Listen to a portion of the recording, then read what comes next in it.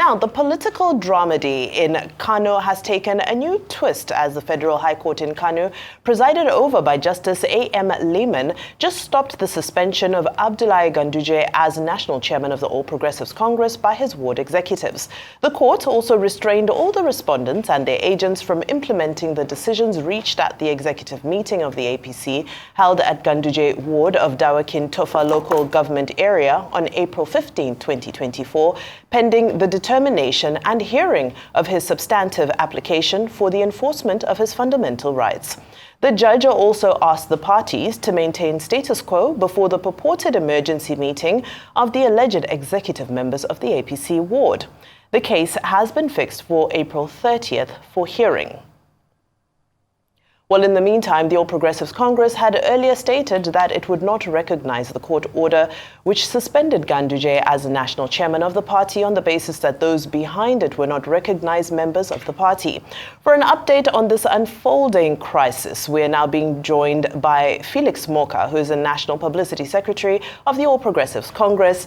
Many thanks for being here. Good afternoon. Welcome to Newsday. Thank you. Thanks for having me. All right, here we go again. Court versus court. Kano State High Court, Federal High Court in Kano, conflicting orders from the court. Who do we follow? Where do we stand now? Which of the courts is APC going to listen to? You know, first of all, the order issued by the first court was very disturbing. Disturbing for a number of reasons. First, because the plaintiffs in that matter, plaintiffs on record who purportedly filed that action, are not recognized members of our party, and therefore shouldn't have the local standard to, invoke the authority of the court to make any sort of orders, especially the one that he made. Second of all, I think that every lawyer in this country is aware that from the Supreme Court up to the NJC, there's been this consciousness that judges don't make orders that are far-reaching in effect, on an ex parte motion application.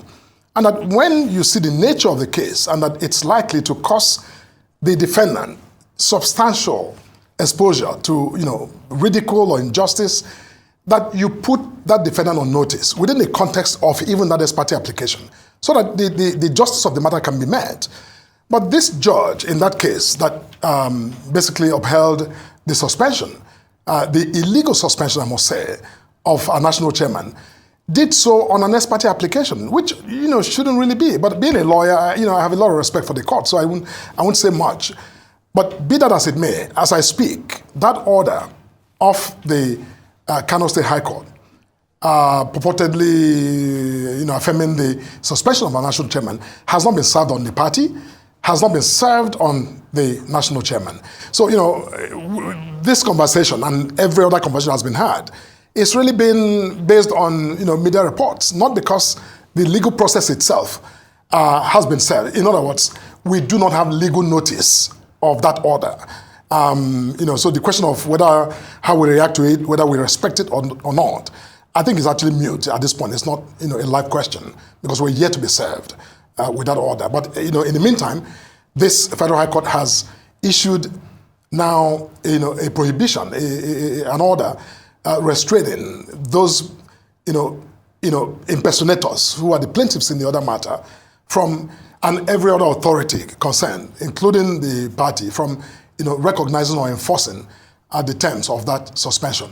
So we have, again, I would say, if I were to speculate, because we don't have that order, I would say that we're right now in a moment of status quo ante. So, way before the suspension, we're back there where this national chairman, Dr. Abdullahi Ganduje, was a national chairman and remains a national chairman. Well, in terms of the genesis of this crisis, we can choose to use a different word if you like. Sure. There's a report in the Guardian newspaper that says the spokesperson of the APC in Kano State, that's Ahmad Arua, is accusing the Tinubu administration of undermining and conspiring against the suspended national chairman. As the publicity secretary of the APC, what's your take on this? Is there any truth to this? No, I'm not. First, I'm just learning about this. I haven't monitored that information, but I won't say much about it. I don't know the context or the circumstances in which he made those comments. But, the national chairman of APC is the national chairman of APC. And, we have a leader of the party who is the president, who, to the best of my knowledge, recognizes our national chairman as our national chairman. So nothing has shifted because we know that, the individuals who were behind this move to suspend our national chairman without membership of the party, without any authority, as I'm sure you monitored yesterday, all of the members of that ward, the executive committee of that ward, and the executive committee of the local government, chapter of the ward or organ of the party in that local government, were all at the national headquarters of our party to denounce, physically denounce all of the activities that occurred. So, we are in a situation where some imposters, outsiders in the party, are invoking legal processes to embarrass and, create confusion and disturb the peace of the party in Kano for no reason. And, from all the indications, many of the members who were at that press conference where that announcement was made are individuals who profiled and who are connected one way or the other with, very senior officials of the NMPP. Now, at the end of the day, when the dust settles, if this was really a strike by these individuals, I think that in our democracy, we shouldn't condone this sort of behavior where individuals outside go into a party, impersonate officials of the party and create this sort of wave. It is not something we should condone in our democracy, irrespective of your political persuasion. All right. Of course, yes, there is the narrative that this is a strike from outside the party. But when we look at the history of the party, especially at this office of the national chairman, his history reads that this is unfolding in a very similar way to what we saw happening to Adams Oshomole. So what is it that is not right within the culture of the APC that the seat of the chairman cannot revolve in an orderly way? So let's say it's a strike from outside. Was the removal of Adams Oshomole also a strike from outside, or was that something that was broken within the party from the ward level as well? So this is looking very familiar. No, it's actually not familiar if you really understand the facts of what happened with Oshomole. They're incomparable. They're two different things altogether. In the case of Adams Oshomole, when he was national chairman, the individuals who were involved in that effort to suspend him and take all the actions within the party were officials of the party. No one could have come at that time and said, no, these individuals are not. They were legitimate officers of the party. So whether they were, persuaded to do that, whether they were compromised, whether they were, acting, of their own free will and volition, is a different conversation. And I'm not going to speak to that. But they were members of the party. But in this case, in Kano, we're seeing people that we know are not officials of the party. In fact, the man who purportedly read the suspension, one Haladu, was at the party secretariat yesterday. He was there in person saying, I did not participate.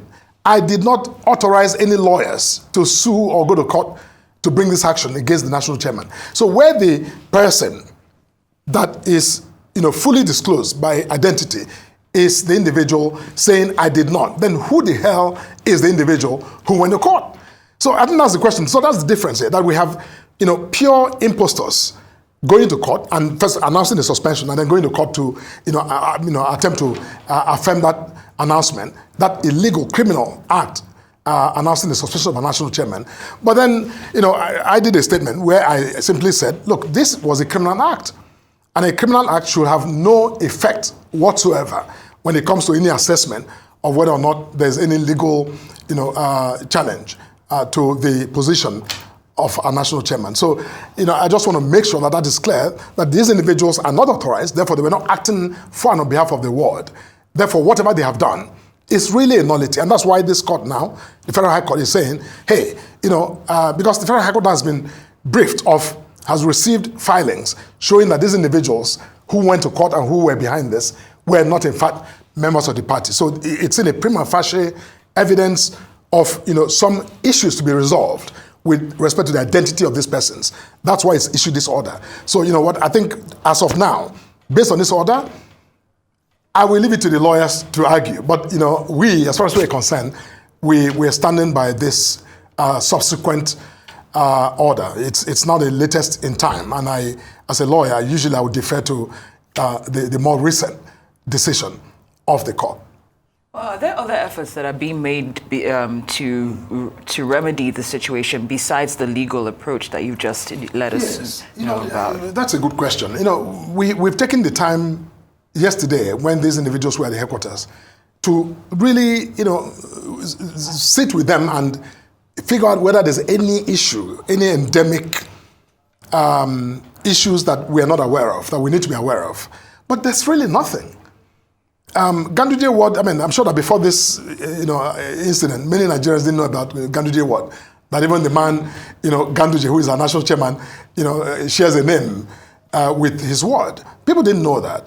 But, so it was a peaceful, completely uneventful, ward that, has been. But what we found after the conversation is that there's nothing to note in the ward or in the local government or even in the state chapter of the party with respect to the national chairman. As I said, this was simply an external, intervention, an intended action that actually just advances the program of political persecution launched by the NNPP government, of Kano State. And they need to stop. Because when the dust settles, like I said, there'll be consequences for this sort of behavior. Right. Okay. So, this is an attack by alleged impersonators, noted. However, the premise of this was the ongoing, court. It's not yet in court, but the allegations of corruption and so forth against Abdullahi Ganduje and some of his associates and his wife and family members and so forth was the premise of this. Based off of this, don't you feel those allegations are heavy enough for the national chairman or the party to take a decision that he should step aside just so his name can be cleared and then maybe return? Is stepping aside a conversation that's happening? Ordinarily, in the normal unfolding of events, that's not something that is, entirely out of, the realm of, reasonable conversation. But in this case, I'm sure you're also aware that at the outset of this entire thing, a federal high court in Kano also issued an order that prohibited the state officials from investigating or prosecuting this individual on this matter, ruling that the allegations against him are of a nature that belongs to the authority, to the investigative authority of federal anti-corruption or law enforcement agencies. Now, when a court has made that, order, again, it behoves on the Kano State authorities, its anti-corruption, establishment, and its, legal system to either appeal that decision, upturn it, before you proceed. But to proceed as they are seeking to do, as though that order of the Federal High Court does not exist, that's also disturbing. Because, you can't eat your cake and have it. You can't suggest that there's an order out of the Kano State High Court, therefore the national chairman must jump, APC must then ask that he steps aside, whereas an order that's also directed at you, you're unwilling to comply. So, I think that lawyers on all sides must, take a deep breath and really, take a good look at the issues, sort it out. This idea that because you think you have allegations lined up against an individual, therefore you accelerate, irrespective of, all of the other legal judicial roadblocks that says slow down. If you speed through them, you also are in breach of the rule of law. Because, we must follow the rules. So in other words, if it requires another year, another 2 years for this to play out, go to court. Go vacate the order of the Federal High Court that says you can't proceed. Vacate that, then proceed. You can't sacrifice, the rule of law on the altar of, time or even expediency. That, I think, is antithetical to the idea of the rule of law. Indeed, and earlier you mentioned how you sat and engaged in dialogue to find out maybe what were some of the underlying issues and came up, probably nothing. But what lessons can still be learned from what has played out, by the APC in terms of potential reforms or measures that could prevent this repeating itself, maybe in another person or in the near future? You see, look, for me, as a lawyer and now, as someone who is involved in the political process, I have always had my concern about the way our constitutions are written. I know that some who will argue for total transparency. 2, 3, 4 individuals in the world should be able to wake up and, even the president say, hey, we're suspending from the party because you want to create. It shouldn't be that simple. I think that, part of the lesson that all political parties must learn is that there needs to be some safeguards, some greater safeguards, infused and, included as part of the fabric of our constitution that actually insulates party officials and senior party officials that matter from this sort of, from what we're witnessing in Kano. Because this can happen to anybody. It can happen to the governor. And by the way, even in Kano, you saw another, order of suspension from some elements in the MPP of the, governor himself. So, we can begin to ridicule our political, system if we allow this. So I think for me, and this is a personal lesson that I'm seeing, I'm not, in this instance speaking for the party, this is just my personal observation, that we need to, I think, strengthen and better clarify the processes by which citizens and officials at the ward level may invoke their powers against the chairman. It may not be to curtail that power, it may be to just further clarify the processes that must be followed so that we can at least establish the identity of those who are, invoking that power to oust, someone as important as the national chairman of, a political party. Such as ours. Now, very quickly before we go, with all of this hanging, I know you said we should take a breath, but we don't have a breath to take with the primaries coming up in Ondo State this weekend. And we saw what happened with the Edo State primaries. There's a risk of that happening as well because it seems that they're, alleged imposters and different people and different factions. How is all of this going to impact what's going to happen on Saturday, I believe? Are we also going to get 2 candidates emerging from the APC for the governorship ticket for Ondo State? No, hopefully not. Hopefully not. I don't think so. I don't think we're going to have that play out again. I think what happened in Edo, I think should remain in Edo and should not spread to anywhere else. So knock on wood. I think we're hoping that we will see a different play in Ondo, have a reasonable, rational outing in Ondo State where, the people of Ondo State are given the opportunity to, go out and vote for whoever it is they choose to present as their flag bearer for our party. So that's what we're looking for. And none of what we're witnessing out of Kano hopefully will impact, that process. We have it under control, and I think that in the next day or two we will again reveal and you just have 2 days until the primary, yes, so you've got 24 hours. No, usually on the inside we're fine, but I'm talking about public communication. So once that is done, I think we will, and the people who are going to manage the process are very experienced senior members of the party, who will go to do us proud. To conduct a primary that is free of rancor. We'll quote you on that. And yes, please quote me on that. We hope that that happens as we planned it. I like the fact that you used hopefully, yes, renewed hope. Renewed hope. Thank you so much. Thank you. APC National Publicity Secretary, Mr. Felix Morka, thank you for taking the time to be here. We appreciate your time and your insight. Thank you. Thank you very much.